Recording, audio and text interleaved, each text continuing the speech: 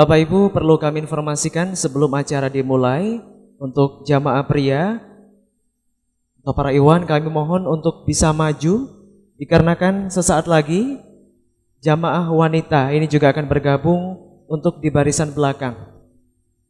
Sekali lagi untuk jamaah pria bisa merapat agak maju ke depan, dikarenakan jamaah wanita ini juga akan bergabung bersama kita di lantai 2 untuk mengikuti seminar pendidikan Islam. Sekali lagi untuk jamaah pria yang mungkin masih berada di bawah atau masih berada di belakang, kami persilahkan untuk segera naik ke lantai 2 dikarenakan acara akan segera dimulai.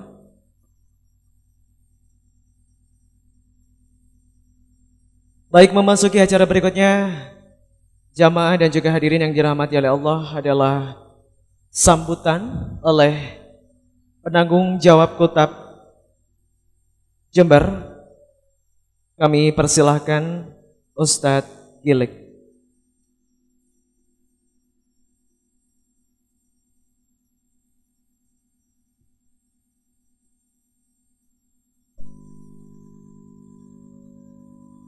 Assalamualaikum warahmatullahi wabarakatuh. Alhamdulillahirabbil alamin. Shalatu wassalamu ala asrofil anbiya'i wal mursalin wa ala alihi wa ashabihi wa man tabi'ahum bi ihsan ila yaumiddin. Rabbi shrah li sadri wa yassir li amri wahlul 'uqdatam min lisani yafqahu qawli. Amma ba'du. Segala puji bagi Allah yang begitu banyak limpahan rahmatnya, nikmatnya kepada kita, hingga pada pagi hari ini kita dikumpulkan di masjid yang mulia ini, yang sungguh dengan kemegahannya ya, mudah-mudahan menjadikan kita semakin tunduk kepada agamanya yang lurus. Salat serta salam semoga senantiasa dicurahkan pada junjungan kita Nabi besar Muhammad sallallahu alaihi wasallam, dan semoga kita senantiasa bisa beristiqomah untuk menapaki jalannya. Bapak-bapak dan ibu-ibu, saudara-saudaraku sekalian, sungguh sebuah kehormatan yang luar biasa bagi kami ya, Kutab Al-Fatih Jember yang baru berdiri pada tahun ini ya, mengundang panjenengan. Di antaranya ada tokoh-tokoh masyarakat, ada sekolah-sekolah, terutama khususnya sekolah Islam yang sudah jauh lebih dahulu berkiprah di Jember, sudah menjadi lembaga-lembaga yang besar dan berkenan untuk menghadiri undangan kami. Kami sampaikan banyak-banyak terima kasih. Mudah-mudahan kehadiran kami bisa bersama-sama dengan panjenengan semua memperkaya hasanah pendidikan di Jember, bersama-sama membangkitkan umat ya, mendidik masyarakat Jember untuk lebih dekat kepada agama Allah, lebih dekat kepada kehidupan yang Islami. Pada pagi hari ini sungguh berbahagia kami, karena di antara kita ada ulama-ulama yang besar ya, khususnya Ustadz Budi Ashari yang sudah hadir di tengah-tengah kita untuk kita ambil ilmunya. Mudah-mudahan layanan yang kurang dari kami tidak mengurangi kekhusyuan kita di dalam menuntut ilmu.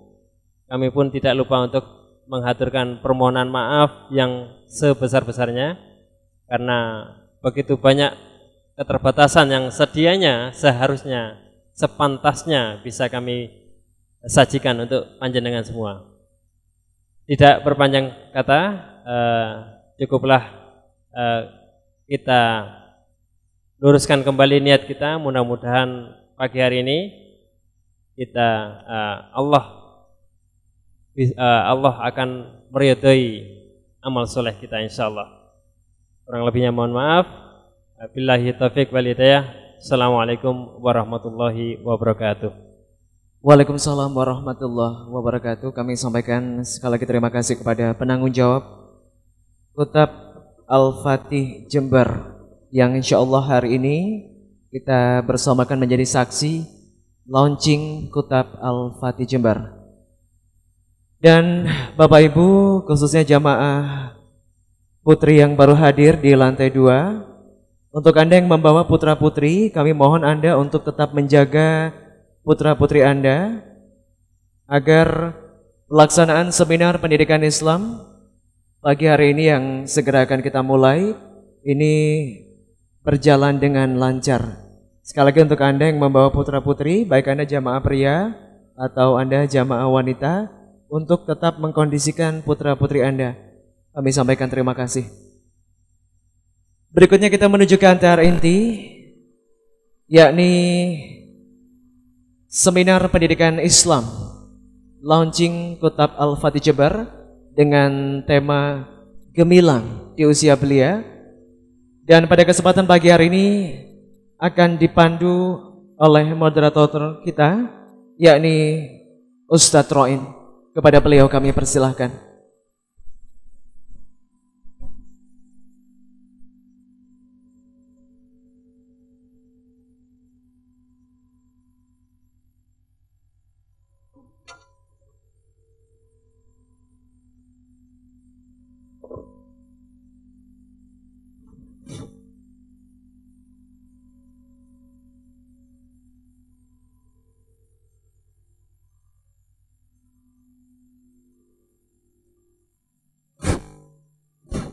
Bismillahirrahmanirrahim. Assalamualaikum warahmatullahi wabarakatuh. Saya ulangi sekali lagi biar semarak, masih pagi. Assalamualaikum warahmatullahi wabarakatuh. Alhamdulillahi rabbil alamin wa bihi nasta'in wa ala umur dunya waddin.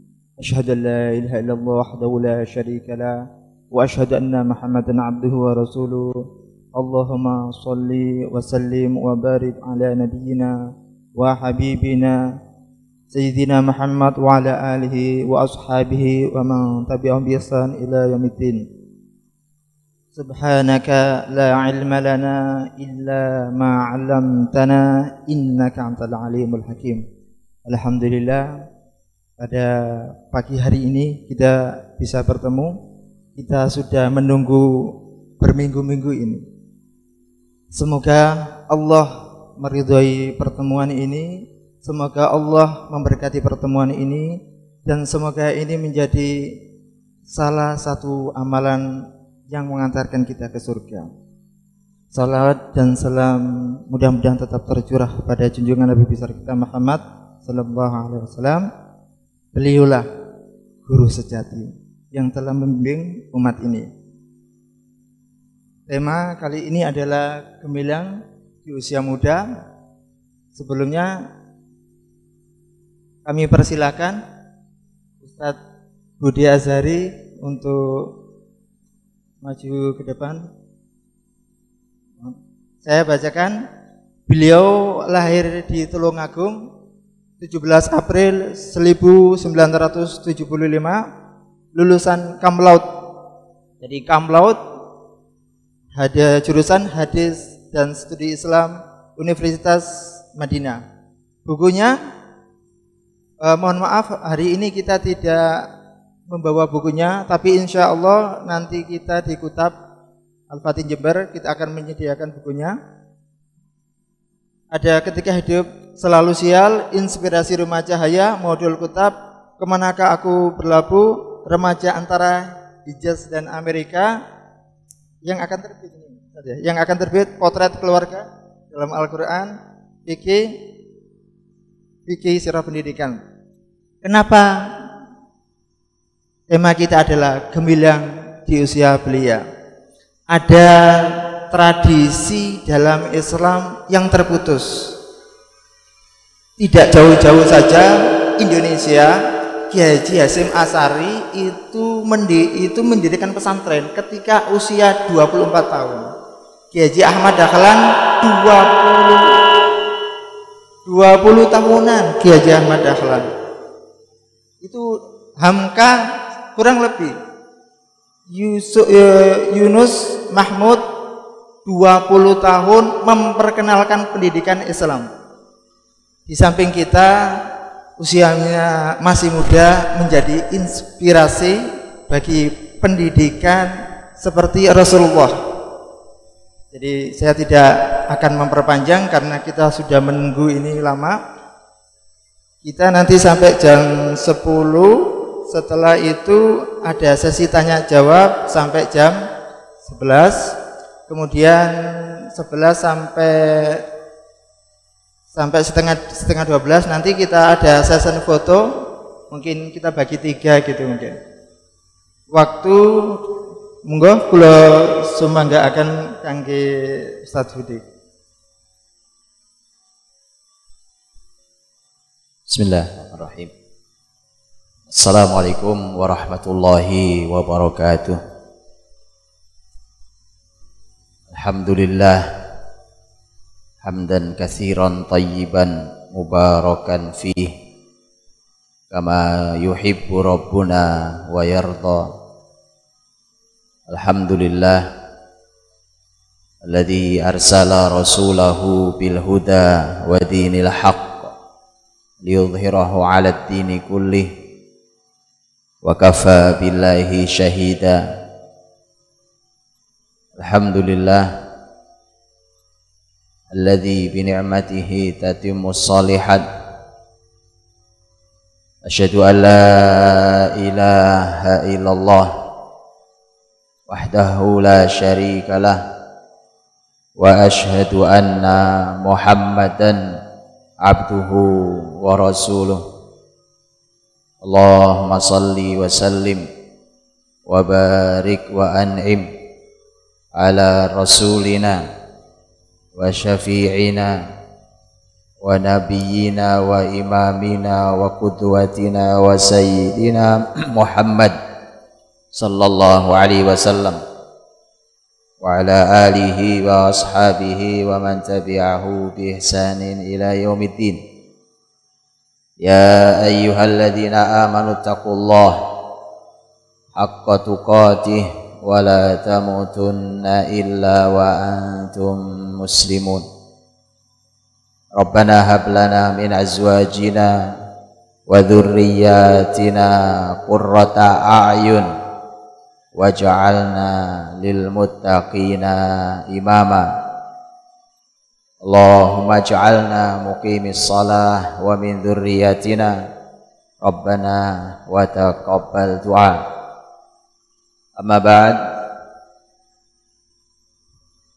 Saudara-saudariku, teman-teman yang dirahmati Allah Subhanahu wa taala, di awal kita bersyukur pada Allah Azza wa Jalla yang telah memberikan kepada kita kenikmatan-kenikmatan yang paling luar biasa adalah kenikmatan istiqomah. Kenikmatan kita masih menikmati ilmu terbaik yang bersumber dari wahyu. Dan secara khusus saya sampaikan ucapan terima kasih dan doa untuk tempat yang kita pakai ini, yaitu Darussalah. Namanya Darussalah. Rahimallahu muassisiha wa waffaqal qaimina biha. Semoga Allah merahmati para pendirinya dan semoga Allah memberikan taufik kepada semua yang mengasuhnya hari ini. Teman-teman dirahmati Allah Subhanahu wa taala, sebelum saya mulai, suara saya nyaman didengar atau tidak? Mohon bisa diperbaiki suaranya, gemanya tidak jelas akhirnya di depan, bisa? Suaranya bisa diperbaiki. Saya tidak tahu gimana, katanya tidak jelas kesininya karena mantul suaranya.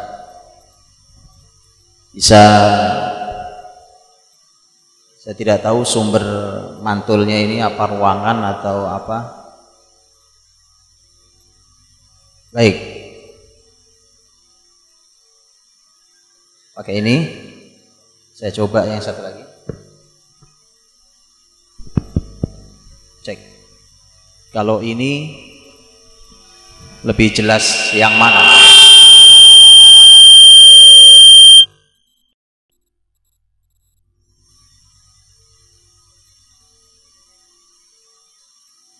Mati. Cek. Ini suaranya kemana? Keluar? Hah? Enggak, ini suaranya keluar apa ke dalam? Tapi nggak keluar kan? Nggak keluar.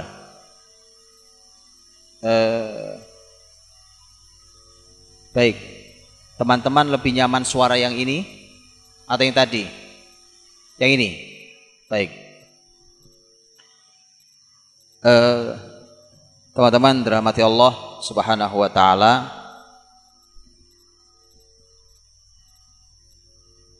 Hari ini kita akan bicara tentang tema yang sangat amat besar.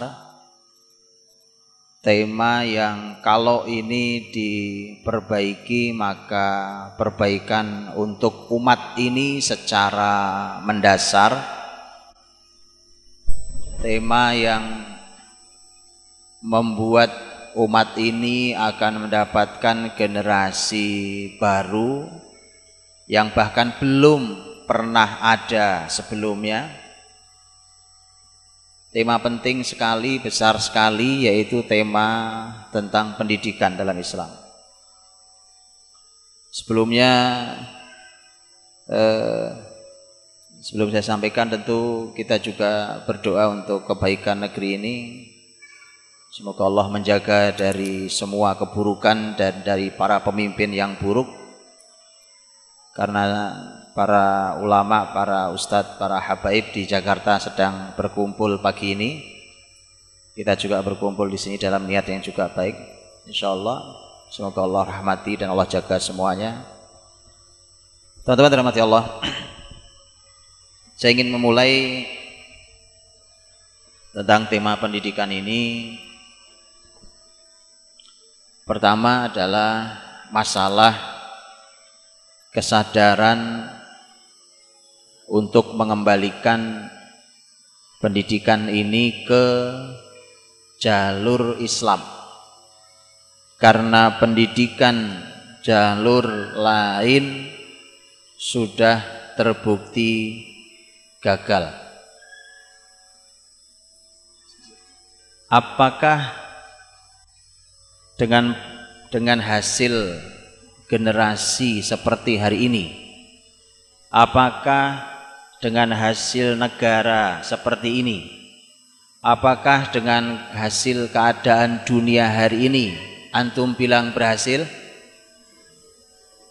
Kalau ada yang bilang berhasil, angkat tangan. Enggak, ini cuma pengen tahu saya. Enggak apa-apa. Ada yang bilang bagus, pendidikan hari ini ada yang bilang bagus. Enggak apa-apa, kalau ada angkat tangan.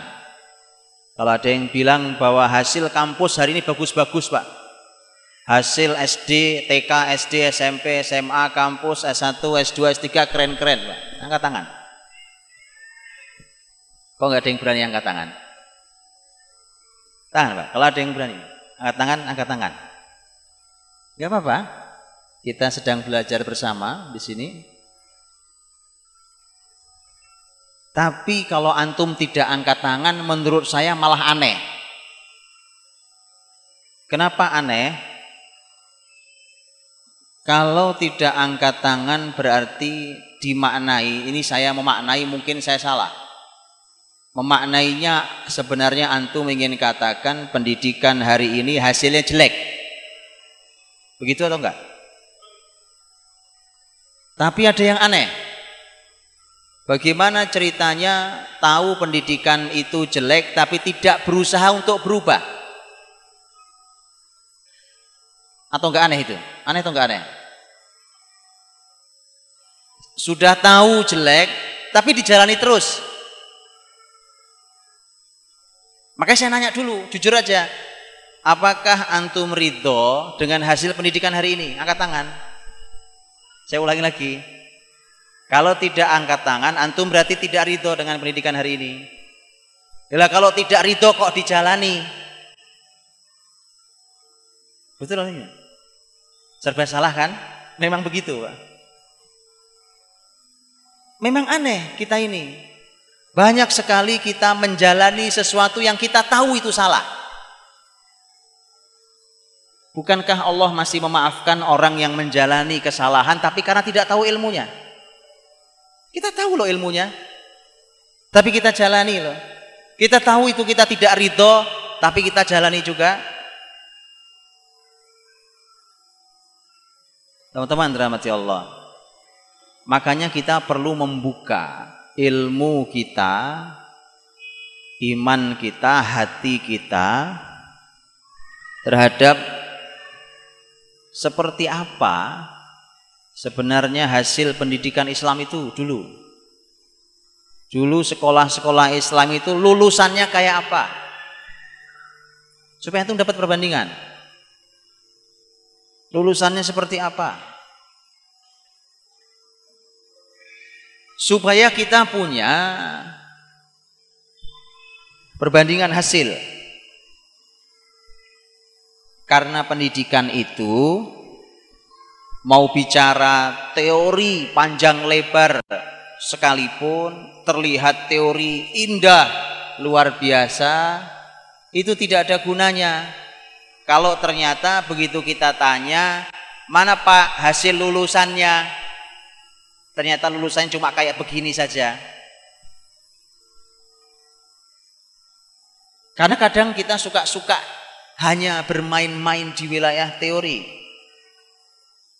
Maka pendidikan itu tentu akan berorientasi pada mana lulusannya, kesini kan lulusannya. Kita mau lihat hasilnya. Lihat hasilnya. Benarkah hasilnya adalah generasi yang sering kita baca dalam Quran? Kadang kita ngaji luar biasa panjang lebar.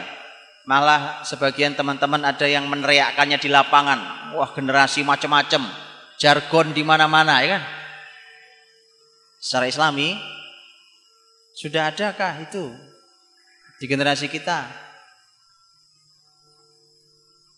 Nah, maka saya ingin sampaikan di awal, karena temanya tentang gemilang di mendidik generasi yang gemilang di usia belia. Di awal saya ingin menyampaikan tentang hasil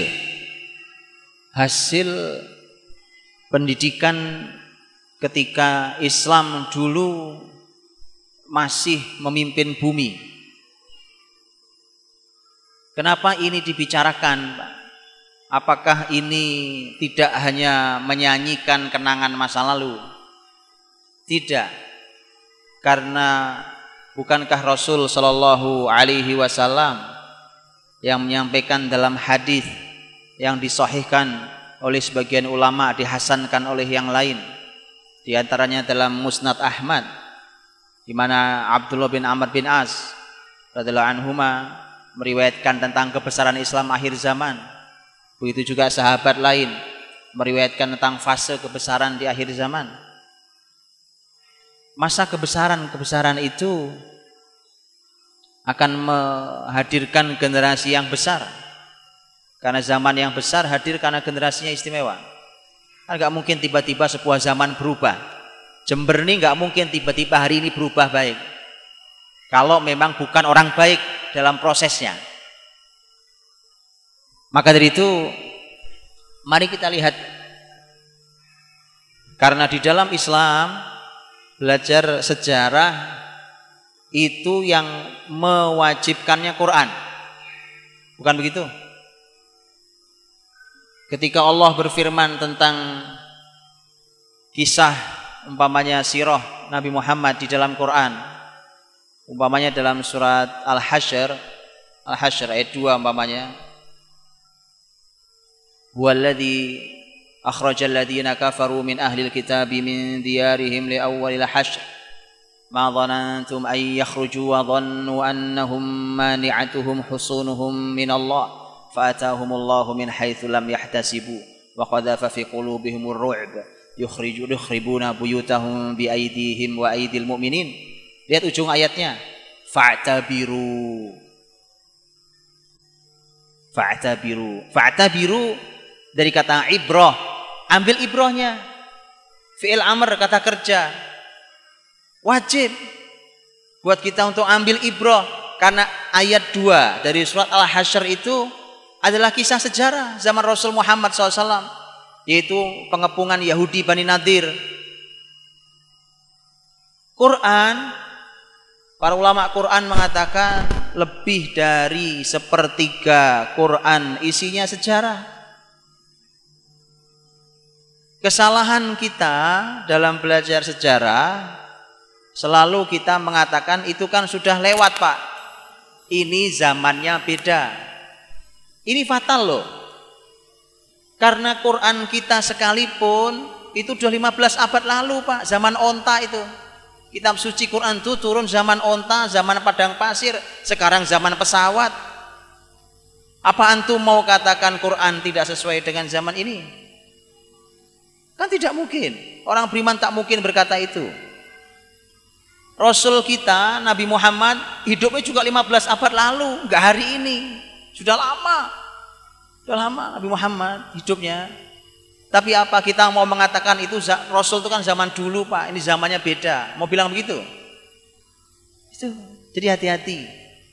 Mengucapkan kalimat itu Anda membuang Rasul, Anda membuang Quran. Hati-hati. Maka ketika saya akan sampaikan tentang seperti apa sih contoh pendidikan dalam Islam itu, hasilnya, saya bicara hasil sebelum bicara proses. Karena buat apa kita bicara tentang teori pendidikan panjang lebar, metodologi, tata cara, metode mengajar, manajemen kelas. Hasilnya mana? Hasil didikannya tunjukkan ke sini. Kita melihat. Karena pendidikan masalah hasil generasi. Kayak apa kualitas generasinya? Baik, teman-teman dirahmati Allah. Di dalam pendidikan Islam, keistimewaan saya ingin berikan tentang tema hasil, bahwa keistimewaan yang itu tidak dimiliki oleh konsep pendidikan hari ini sama sekali, yaitu kata belia dalam judul kita ini. Dalam Islam, anak-anak sudah istimewa, berprestasi sangat besar di usia belia, usia sangat muda. Berapa usia muda yang dimaksud? Semalam saya ngisi di Masjid Al-Furqan, bisa deh Al-Furqan ya? Al-Furqan, saya berikan karena temanya remaja agak nyambung dengan ini. Berapa usia yang dimaksud? Dan silahkan dibandingkan dengan hari ini. Ya. Tadi Ustadz sudah sebutkan orang-orang besar di negeri ini yang usia juga muda-muda. Muda-muda. Usia sekarang berhasil tapi sudah tua-tua itu kan kita Pak. Itu pun biasa saja hasilnya. Jadi di dalam sejarah Islam, anak-anak belajar dalam Islam itu hasilnya mereka berprestasi luar biasa di usia sangat muda. Saya bacakan datanya. Saya ambilkan contoh, ini bukan anak ajaib. Kalau anak ajaib tidak bisa dijadikan contoh. Anak ajaib. Anak ajaib itu ya mungkin 1-2 anak. Ini sistem. Sistem. Lihat teman-teman. Saya ambil lintas zaman. Lintas zaman supaya tahu bahwa peristiwa atau hasil pendidikan ini tidak terbatas di zaman tertentu. Bahkan tidak terbatas di zaman Rasul saja. Asal kita mau kembali ke sistem Rasul.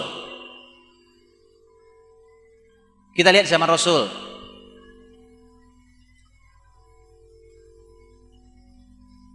Sahabat mulia Abdullah bin Abbas radhiyallahu anhuma. Saya bacakan agak cepat datanya. Abdullah bin Abbas radhiyallahu anhuma, sepupu Nabi, turjumanul Quran, habru hadhil ummah.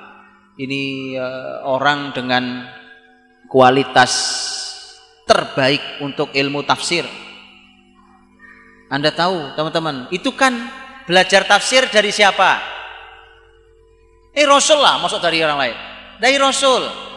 Pertanyaan saya, ini pertanyaan saya. Abdullah bin Abbas sekolah ke Rasul berapa tahun? Untuk menjadi rujukan paling utama sampai akhir zaman di ilmu tafsir. Udah gini bayangin gampang. Hari ini untuk seseorang menjadi rujukan utama tafsir di Jember. Dah, Jember deh. Bukan sampai akhir zaman enggak, Jember. Perlu berapa tahun sekolah tafsir? Perlu berapa tahun? Kira-kira aja, kira-kira saya enggak tahu ya, Bapak. Hah? Berapa tahun kira-kira Ustaz? Hah? 3 tahun cukup. Jadi rujukan utama di Jember sini, tafsir. 4 tahun cukup. 4 tahun cukup, Pak? Atau gini, antum bayangkan deh, pakar tafsir Indonesia, nggak usah disebut, masing-masing punya bayangan sendiri-sendiri. Oke, rujukan Indonesia itu belajar tafsirnya berapa tahun beliau? 15 tahun, Ustaz. Tuh, beliau punya bayangan seseorang berapa tahun, Ustaz? Sampai 20-an tahun. Lihat ya. Itu keahliannya tentu nggak seberapa kalau bandingannya dengan Abdullah bin Abbas. Karena Abdullah bin Abbas pakar tertinggi untuk ilmu tafsir. Teman-teman tahu berapa tahun Abdullah bin Abbas belajar kepada Rasul? Dan tafsir bukan satu-satunya ilmu beliau. Hari ini orang kalau sudah profesor tafsir, ilmu lain nggak mumpuni dia. Ilmu hadis nggak seberapa. Ilmu fikih juga biasanya nggak dalam-dalam amat. Usul fikih apalagi. Jarh ta'dil juga nggak gitu-gitu amat. Begitu. Ini lain. Anda tahu berapa kurikulumnya belajar Abdullah bin Abbas pada Rasul? Sebelum saya tunjukkan berapa tahun belajar sama Rasul, saya beritahu teman-teman, Abdullah bin Abbas waktu Rasul wafat, sang guru besar meninggal, umur Abdullah bin Abbas baru 12 tahun. Supaya antum tahu itu anak belajar umur berapa itu. Gurunya wafat, sudah. Rasul wafat, Abdullah bin Abbas umur kurang lebih baru 12 tahun, SD lulus hari ini. Nah terus belajarnya kapan tuh, Pak? Belajar tafsir? Subhanallah. Dan baru bertemu dengan Nabi, belajar rutin intensif dengan Nabi ketika Abdullah bin Abbas kurang lebih umur 8 tahun. Cuma berapa tahun sekolahnya? 4 tahun, Pak. Kurang lebih 4 tahun. Dari tahun 7 sampai tahun 11 Hijriah. Coba lihat itu. Rasul wafat, khalifah diganti. Khalifah pertama muncul Abu Bakar radhiyallahu anhu. Abu Bakar memimpin tidak lama, sekitar 2,5 tahun, wafat, diganti oleh khalifah kedua, yaitu Umar bin Khattab radhiyallahu anhu. Di masa Umar, Abdullah bin Abbas diangkat oleh Khalifah Umar sebagai penasihat penting di kekhilafahan. Kalau Umar punya masalah-masalah berat, dia akan nanya ke Abdullah bin Abbas. Yo, umur berapa itu? Antum bisa ngitung kan? Umur berapa kira-kira? Lihat ya. Yang nanti harus ditanya, itu sekolahnya kayak apa tuh Pak metodenya? Kan begitu harusnya. Maka tadi saya bilang, antum ridho nggak dengan hari ini? Kualitas hari ini kita ini, saya, teman-teman semua. Kalau tidak ridho, yuk kita berubah. Kita pahami dulu, kita berubah. Abdullah bin Abbas, Abdullah bin Abbas itu nanti lengkap hidupnya, Pak. Kaya iya, pemimpin iya, ulama gak usah diragukan. Orang penting sekali di khilafan iya. Satu lagi yang penting, ini penting sekali. Ilmu Nabi, begitu Rasul wafat, ilmu Nabi ada di siapa? Di para sahabat, bukan? Abdullah bin Abbas salah satu orangnya saja di antara yang lain. Tapi, ini ada tapinya. Saat itu dikenal ada 3 madrasah terkenal di muka bumi yang mengajarkan ilmu Nabi. Setidaknya yang terkenal sekali. 1 di Madinah, tentu melanjutkan dari sahabat ke generasi berikutnya, ke tabi'in. 1 di Madinah ada banyak sahabat, di antaranya sahabat asli Madinah Zaid bin Thabit dan seterusnya. 2 di wilayah Irak, terutama wilayah Kufah, yang sangat dikenal madrasahnya Abdullah bin Mas'ud Al-Hudali radhiyallahu anhu. Dan yang ketiga, antum tahu, Mekah. Pusatnya di Mekah, gurunya tinggal di Taif, yaitu Abdullah bin Abbas radhiyallahu anhu, yang sampai sekarang makam Abdullah bin Abbas ada di Taif. Teman-teman, itu usia belia sekali. Kalau semalam di Al-Furqan saya kisahkan sedikit tentang Usamah bin Zaid, panglima perang. Antum bayangin perang, kebayang ya, perang. Ya, dikasih pasukan. Ini bukan tawuran antar kampung ya. Perang, beneran perang, bukan tawuran. Kalau tawuran nggak pakai strategi, Pak. Ini perang, dan yang dihadapi adalah pasukan Romawi. Nabi langsung yang nunjuk anak muda Usamah bin Zaid radhiyallahu anhuma, umur 18 tahun. 18 tahun umurnya. Itu sekolah militernya kapan? Sekolah strategi militer itu gimana ceritanya? Usamah bin Zaid 18 tahun. Zaid bin Thabit, oleh Nabi diminta, Nabi baru masuk Madinah, Zaid dipanggil, kamu kan anak asli Madinah. Iya ya Rasulullah. Kau bisa bahasa Suryaniyah, bahasa Yahudi? Tidak bisa ya Rasulullah. Kata Nabi, belajar. Saya khawatir ada apa yang ditulis oleh Yahudi itu. Saya nggak paham. Ada yang harus paham. Belajar dia bahasa Yahudi 2 pekan. Antum pernah tahu belajar bahasa asing 2 minggu? Angkat tangan. Antum sudah berapa semester belajar bahasa Inggris? Bisanya yes apa no? Ya, subhanallah. Ini loh kurikulumnya kayak apa, metodenya kayak apa. 2 minggu sekolah belajar bahasa asing. Antum pernah lihat tulisan bahasa Yahudi? Pernah lihat gak? Pernah ya, pernah lihat. Hari ini suka ada kan? Sama nggak dengan huruf Arab? Jauh banget. Kalau semisal gitu mungkin agak gampang ya.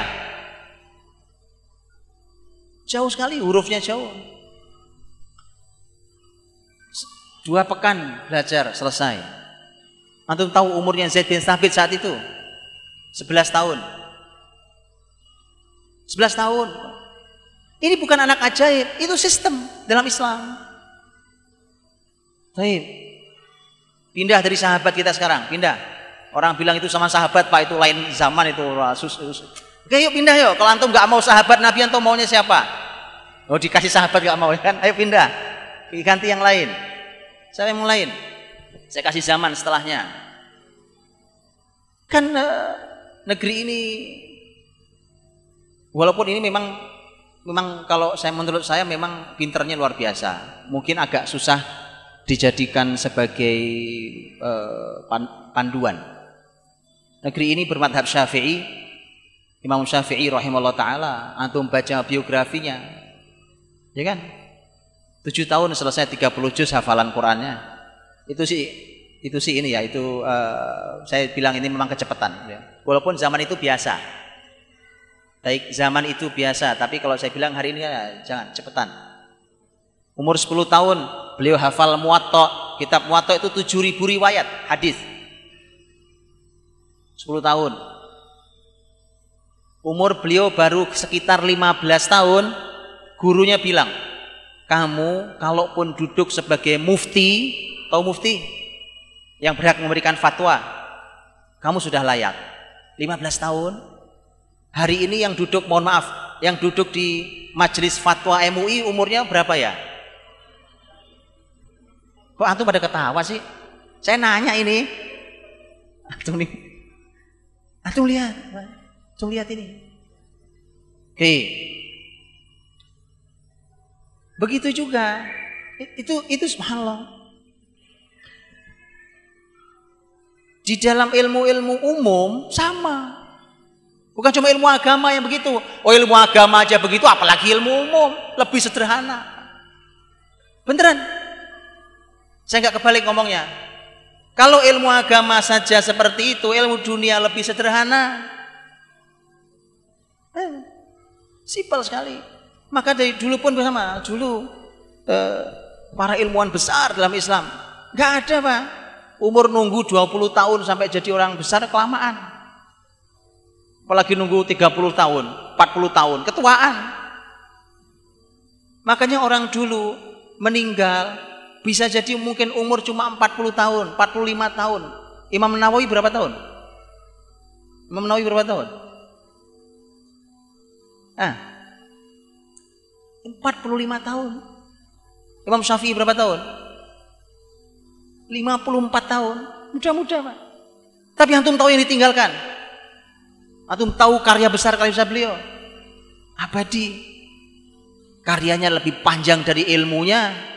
Bayangkan, ilmu yang ditulis belasan abad lalu masih hidup dipelajari sampai hari ini. Apa enggak bercahaya itu makamnya? Subhanallah. Kemana aja kita sekolah niat cuma pengen cari kerjaan, rendah sekali. Cita-cita kita terlalu rendah, Pak. Mau ngapain kuliah di sini? Ya, Pak. Biasanya yang kuliah di sini kerjanya bagus-bagus. Rendah sekali. Hina. Sangat hina. Sama sekali tidak masuk dalam panduan pendidikan Islam. Kembali. Bicara tentang kepemimpinan juga sama. Sama persis. Umar bin Abdul Aziz jadi gubernur wilayah terpenting saat itu, yaitu Madinah, gubernur Madinah. Umur 23 tahun. Baru wisuda langsung jadi gubernur. Kalau sekarang kan baru wisuda 23 tahun, Pak. Dulu nggak wisuda. Baru wisuda jadi gubernur. Bukan sembarang gubernur, Pak. Orang luar biasa. Dia punya anak. Umar bin Abdul Aziz punya anak 17. Supaya antum tahu, anak tuh nggak ada yang satu, nggak ada yang dua, kan? Loh, founding fathers negeri ini, Pak, para pendiri bangsa ini, anaknya nggak ada yang dua loh. Ayo coba kasih tahu saya, pendiri negeri ini siapa yang anaknya dua? Nggak ada anaknya dua. Betul kan?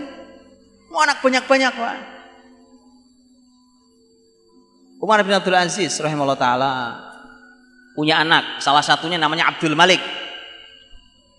Abdul Malik itu, Pak, ahli ilmu, Bahkan Umar bin Abdul Aziz yang ahli ilmu mengatakan, sebenarnya saya ingin berkata, cuma enggak saya katakan ke banyak orang, bahwa kamu sebenarnya lebih fakih dari para ulama yang ada hari ini. Cuma karena anaknya dia enggak mau ngomong. Akhirnya dia menjadi menteri, salah satu menteri di kekhilafahan. Antum tahu umurnya? 17 tahun. 17 tahun. Tarik jauh ke zaman belakang. Antum kalau mau cari ilmuwan, dokter, ahli kimia, ahli fisika, ahli ahli tumbuhan, ahli binatang, ahli apa, muda. Sebut nama siapapun, Az-Zahrawi, Al-Khwarizmi, Ibnu Nafis, Ibnu Rumman, siapapun sebut namanya. Bisa muda. Tarik jauh ke zaman yang sebelum kita, zaman Kesultanan Turki Utsmani. Saat Islam masih punya kepemimpinan di muka bumi. Muda, tokoh paling besar yang sering kita sebut-sebut namanya Muhammad Al-Fatih. Begitu. Muhammad Al-Fatih anak yang masa kecilnya malas belajarnya. Malas belajarnya, tapi kemudian ayahnya, ibunya orang sangat peduli tentang pendidikan, kemudian dia mendapatkan guru yang pas.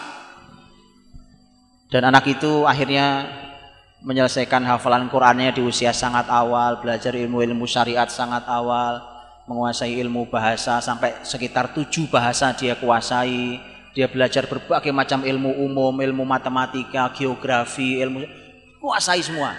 Ilmu-ilmu itu, antum tahu, 14 tahun dia jadi wali kota.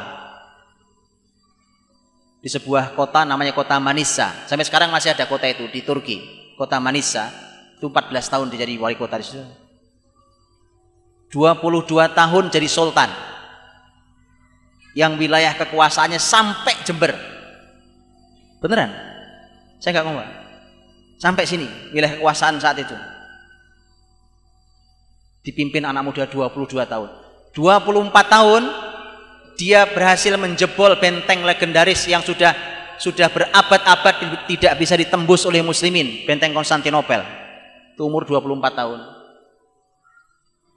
Udah cukup ya datanya ya? Udah nyesek dari tadi masalahnya. Udah cukup ya? Karena kita tahu kita nih nggak ngapa. Makanya tadi di awal saya tanya, siapa yang ridho angkat tangan dengan hasil pendidikan hari ini?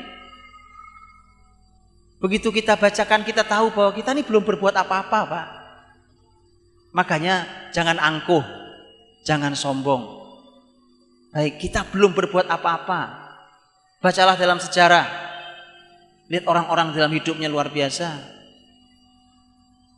Ini saya sampaikan di awal dalam rangka bersama-sama kita ngoreksi diri kita masing-masing.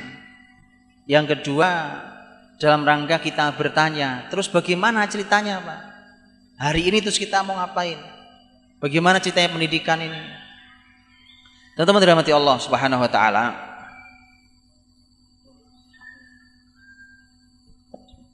Teman-teman dirahmati Allah.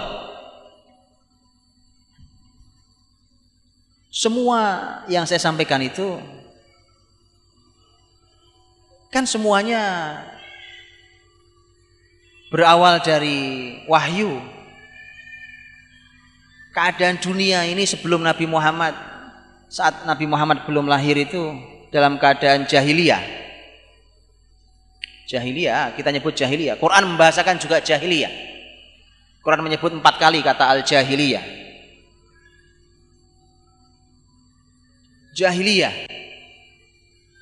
Yang kejahilian itu dipimpin oleh imperium besar Persia dan Romawi. Tapi keadaan saling menzolimi, keadaan kerusakan, masyarakat hidup tertekan, orang saling memakan, dan seterusnya. Ya, yang kuat memakan yang lemah, semua peristiwa buruk terjadi di muka bumi saat itu. Keadaan sangat buruk. Sampai manusia yang paling buruk adalah tidak mengenal siapa yang menciptakannya. Mereka hidup seperti binatang.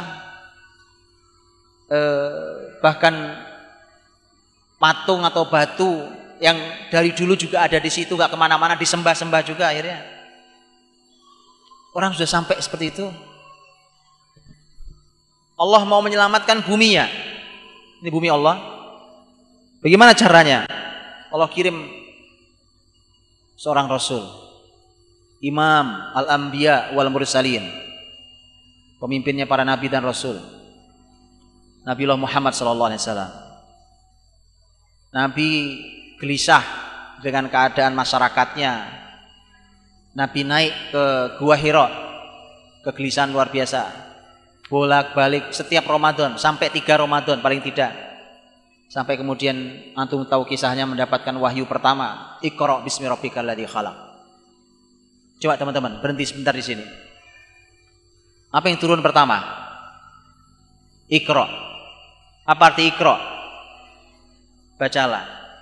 Padahal masalah yang di depan mata Nabi di masyarakat Mekah saat itu, sebelum masyarakat dunia lain, adalah orang nyembah patung. Masalah kemusyrikan, orang berbuat zalim. Ini loh di depan mata besar-besaran. Loh, begitu turun perintah, kok bukan perintah hancurkan patung itu wahai Muhammad, kuatkan tauhidmu wahai Muhammad. Bukan itu yang turun. Apa itu yang turun? Bukan. Perangi kezaliman itu wahai Muhammad. Hentikan orang-orang yang zalim. Apa itu? Yang turun pertama, Iqra. Suruh baca. Oh, ini luar biasa kerusakan, suruh baca. Tuh lihat. Baca itu apa? Ilmu. Ilmu. Berarti Nabi diminta untuk mengubah ilmu masyarakatnya. Karena begitu berubah ilmu masyarakatnya, keadaan masyarakat juga akan berubah. Makanya yang menghancurkan patung-patung yang banyak di sekeliling Ka'bah, di Mekah dan di luar Mekah yang disembah-sembah itu, yang menghancurkan Nabi Muhammad sendiri atau siapa? Bukan. Yang menghancurkan yang nyembah sendiri. Ketika yang nyembah berubah ilmunya. Berarti itu. Nah, turun Iqra pada Nabi Muhammad. Iqra bismi rabbikal ladzi khalaq. Turun pada Nabi Muhammad SAW. Kemudian Nabi harus apa? Nabi bisa sendiri? Nabi bisa sendiri ngubah dunia gitu? Tidak bisa. Berapa banyak ayat yang menunjukkan Nabi Muhammad harus bersama-sama dengan para sahabatnya. Maka Nabi berarti harus mendidik sahabat. Direkrut oleh Nabi itu. Anak-anak muda, orang tua semua dipanggilin tuh. Yang nerima-nerima, yang nolak-nolak. Yang dapat semua ngaji sama Nabi. Rutin ngaji. Dapat wahyu disampaikan terus. Yang ngaji sama Nabi inilah yang kelak bertebaran di muka bumi, membawa cahaya Allah, membawa wahyu. Di mana mereka berada, negeri jadi terang karena mereka cahaya. Islam dari tadinya setitik di Madinah, kemudian Islam meluas sampai kita nikmati di negeri ini. Itu. Jadi teman-teman, itu hasil didikan Nabi sepanjang kehidupan Nabi. Rasul wafat meninggalkan orang-orang luar biasa. Hasil kampusnya Nabi SAW. Hasil luar biasa. Nah, untuk itu belajar tentang konsep ini, belajar dari Rasul. Gak jauh-jauh, jangan kemana-mana. Bagaimana Nabi kok bisa melahirkan anak-anak istimewa, usia masih muda-muda, hasil luar biasa, beliau wafat tapi sudah seperti itu. Saya sampaikan ayat. Yang ini sebenarnya merupakan tugas utama seorang Rasul. Nabiullah Ibrahim alaihissalam, ketika beliau masuk ke lembah Mekah yang tidak ada kehidupan, membawa istrinya Hajar dan putranya Ismail alaihissalam, Ibrahim alaihissalam berdoa di tempat yang tidak layak huni itu. Di antara doanya, Rabbana wab'ats fihim rasulam minhum yatlu alaihim ayatika wa yu'allimuhumul kitaba wal hikmata wa yuzakkihim innaka antal azizul hakim. Ya Allah, Rob, utuslah pada mereka di Mekah ini nanti seorang Rasul yang tugasnya membacakan ayat-ayatmu kepada mereka, mengajarkan ilmu Alkitab, mengajarkan ilmu Al-Hikmah, dan mensucikan jiwa mereka. Jauh itu doa Nabi Ibrahim dalam surat Al-Baqarah. Allah jawab doa Ibrahim, Allah kabulkan dalam surat Al-Jumu'ah ayat 2. Allah berfirman, huwallazi ba'atsa fil ummiyin rasulam minhum yatlu alaihim ayatihi wa yuzakkihim wa yu'allimuhumul kitaba wal hikmah wa in kanu min qablu lafi dhalalim mubin. Dialah Allah yang telah mengutus, sudah ada sekarang, telah mengutus seorang Rasul dari masyarakat yang tidak bisa baca tulis di Mekah, Rasul Muhammad SAW, yang tugasnya 4, seperti yang diminta Ibrahim juga 4, membacakan ayat-ayat Allah, mensucikan mereka, mengajarkan ilmu Alkitab, mengajarkan ilmu Al-Hikmah. Wa in kanu min qablu lafi dhalalim mubin. Dulu masyarakat ini dalam kesesatan nyata. Teman-teman, Nabi yang punya tugas 4 tadi itu, targetnya, lihat targetnya apa? Mengeluarkan masyarakat dari kesesatan nyata. Jadi percuma, tak ada gunanya sekolah tinggi-tinggi tapi tetap sesat. Itu gagal pendidikan. Wa in kanu min qablu la fi dhalalim mubin. Itu hasil, itu adalah merupakan isyarat tentang pendidikan yang diberikan Nabi Muhammad dengan 4 tugas itu. Targetnya adalah mengeluarkan masyarakat didiknya dari kesesatan nyata. Profesor ilmu tinggi kuliah ke luar negeri, diperiksa kantongnya masih ngantongin jimat. Subhanallah. Profesor tinggi tapi agama didengkul, Pak. Subhanallah. Mana? Itu gagal. Pendidikan gagal, Pak. Gagal. Karena nanti akan berefek sampai pada ilmu umumnya. Karena dia tidak punya Tuhan. Orang musyrik. Nah, karena itu Rasulullah SAW ditugasi Allah dengan 4 tugas itu. Para ulama membahas panjang lebar dalam hal ini. Di antara yang membahas panjang lebar membandingkan 3 ayat. Ayat Baqarah tadi, Al-Jumu'ah ini, sama satu lagi surat Ali Imran yang semisal itu. Dibandingkan, di antara yang membahas cukup detail adalah Ar-Razi dalam tafsirnya Mafatihul Ghaib. Panjang pembahasannya tapi saya tidak bahas di sini. Bahwa 4 tugas ini, inilah yang seharusnya menjadi kurikulum di pendidikan kita, jadi metode di pendidikan kita. Inilah yang dulu pernah mengangkat masyarakat Arab yang tidak pernah diperhitungkan oleh peradaban Persia Romawi sampai menutup Persia Romawi. Inilah masyarakat yang bukan siapa-siapa, bahkan buta huruf, tapi kemudian menjadi pemimpin bumi dan menjadi guru besar untuk berbagai ilmu. Antum lihat itu. Kurikulumnya 4 ini, Pak. Saya tunjukkan 4 nih.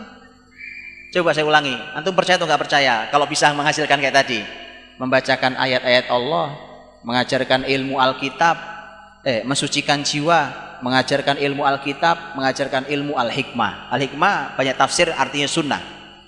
Ilmu sunnah Nabi SAW. Antum lihat, 4 ini bisa menghasilkan generasi kayak tadi. Kepikir nggak antum? Yang ngurusi tentang ilmu ini siapa? Ilmu ini siapa? Kurikulum 4 ini, Pak. Yang ngurusi manajemen negara siapa? Yang ngurusi ilmunya 4 ini. Yang ngurusi militer siapa? Angkatan laut siapa yang mimpin? Ilmunya 4 ini, Pak. Bayangkan tuh. Nggak percaya kan kita? Itu gimana ceritanya, Pak? Ilmu 4 ini bisa sampai menyelesaikan semua itu? Ini, Pak. Karena kita belum mendalami 4 ini. Kita cuma baca ayat. Baca ayat itu saya juga baca, Pak, tiap hari. Iya kan? Mensucikan jiwa saya alhamdulillah ya berusaha lah suci ya. Belajar ilmu Al-Qur'an, ilmu Alkitab. Saya juga belajar, Pak, ilmu tafsir saya belajar. Ilmu Al-Hikmah, ilmu As-Sunnah. Saya belajar, Pak, ilmu hadis saya belajar. Tapi gini-gini aja perasaan. Dalami dulu hal ini. Jadi teman-teman dirahmati Allah, 4 hal inilah yang kemudian ada beberapa catatan buat kita. Pembahasan tentang 4 tugas ini adalah pembahasan yang sebenarnya panjang. Tapi saya singkat beberapa poin. Poin-poin penting saja. Yang pertama adalah tentang apa yang diajarkan. Ini saya belum bicara siapa yang ngajar, Pak. Karena nanti begitu bicara siapa yang ngajar, kita baru tahu kita tidak ada yang layak. Tapi mau nggak mau kita ngajar, itu masalah. Memang masalah. Kalau nggak siapa yang ngajar? Ngajar nggak layak, ya kan? Kalau nggak ngajar nggak ada yang ngajar, ya serba salah. Makanya kita juga harus naik. Kualitas kayak kita ini ngajar generasi kayak begini nggak pantas, Pak. Nggak pantas. Betulan. Saya sampaikan nanti kalau mau detailnya. Apa yang diajarkan? Yatlu alaihim ayatihi. Ini ayat kan turun untuk Rasul. Sampaikan Rasul ke sahabat.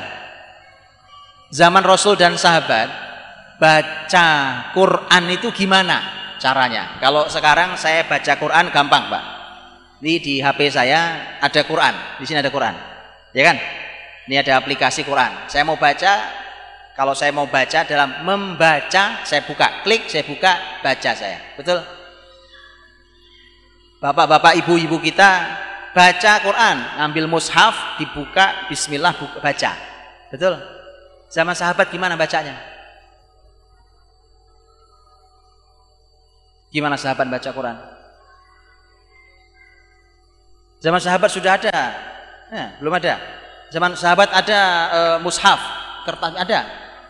Terus gimana bacanya? Gimana bacanya, Ustaz? Hafal.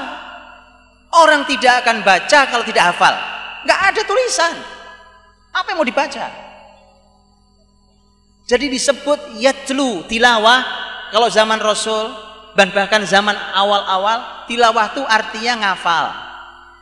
Paham ya? Nggak akan baca kalau nggak ngafal. Baca apa? Nggak ada tulisan. Nggak ada. Penulis wahyu Nabi yang nulis itu untuk simpen pribadi, itu pun sepotong-sepotong. Kadang ditulis oleh fulan dan fulan, kadang tulis oleh siapa, kadang makanya berserakan di rumah para sahabat. Gitu. Baik, jadi yatlu alaihim ayatihi. Makanya menghafal itu include dalam tilawah. Bukankah menghafal hanya hasil dari sering tilawah? Betul gak? Apa ada di antara antum yang baca Al-Fatihah salah? Antum ngantuk aja sholat, Al-Fatihah bener bacanya, Pak. Padahal ngantuk itu. Bismillahirrahmanirrahim. Ngantuk, tetap bener bacanya. Coba, apa nggak hebat Al-Fatihah? Kenapa? Kok sampai segitu hafalan hebatnya? Sering baca bukan? Iya, sholat baca, tiap hari baca Al-Fatihah. Duduk baca Al-Fatihah, baca Al-Fatihah lagi. Subhanallah. Iya. Coba itu antum perlakukan sama dengan surat Al-Baqarah. Antum juga akan hafal Al-Baqarah. Al-Baqarah.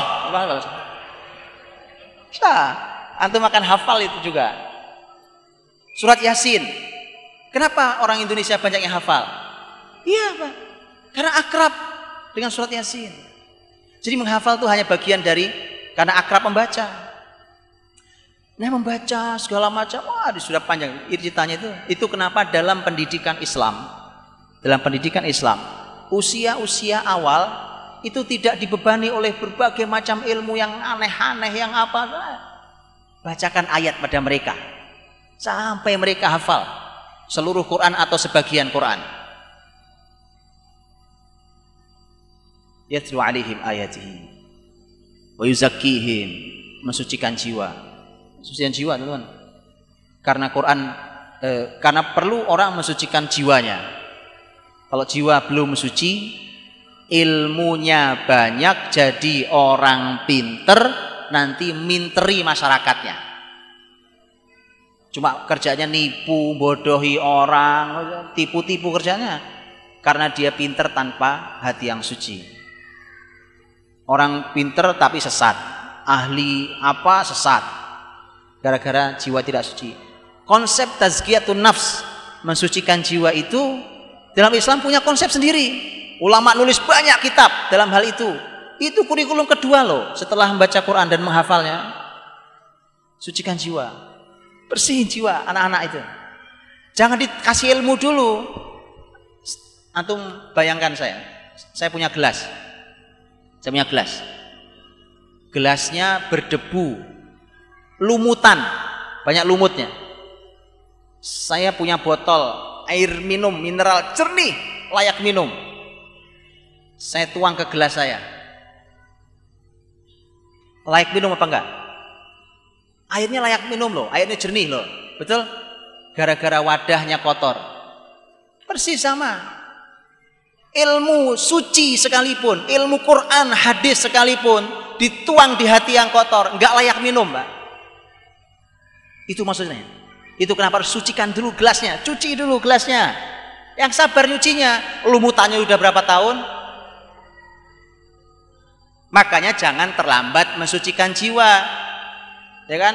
Anak sampai dibiarkan rusak sampai SMA. Wah, udah Masya Allah itu benerinya, Pak. Udah berapa tahun rusaknya? Apalagi sampai kampus masih gak beres. Waduh, Masya Allah itu. Itu nyuci gelasnya lama. Yang sabar, namanya gelas kotor. Antum paksakan tuangkan ilmu, gak ada gunanya. Ilmu suci sekalipun. Kesalahan pendidikan kita hari ini itu, Pak. Ilmu dibanyak-banyakin. Anak SD kelas 1, kelas 2, kelas 3, ilmu mata pelajaran seabrek. Betul nggak? Kelas 3 SD berapa mata pelajaran? Hah? 2? Apa? Berapa? 9. Subhanallah. 9, Pak. 9 anak kelas 3 SD belajar 9. Saya pura-pura kaget aja, padahal saya dulu juga begitu, Pak. Saya kan juga korban sama. Makanya saya nggak ridho anak-anak saya jadi korban. Oh iya, saya nggak ridho. Bapakmu udah ngerasain, nak, cuma jadinya begini saja. Nggak ridho. Bapakmu jadi, kamu kayak bapakmu gini. Kamu harus hadir generasi yang tidak seperti ayahmu. Gitu. Habis waktu saya. Sedikit lagi saja. Taib. Mensucikan jiwa, teman-teman, itu konsep tazkiyatun nafs. Taib. Setelah ilmu itu apa? Wa yu'allimuhumul kitab. Ngajarin ilmu apa? Isinya Quran apa? Dibaca sudah, dihafal sudah. Gelas sudah dicuci, betul? Tuangin ilmunya sekarang. Wadah sudah siap. Ilmu apa yang paling top sebelum ilmu yang lain? Ilmu Alkitab, ilmu Al-Quran.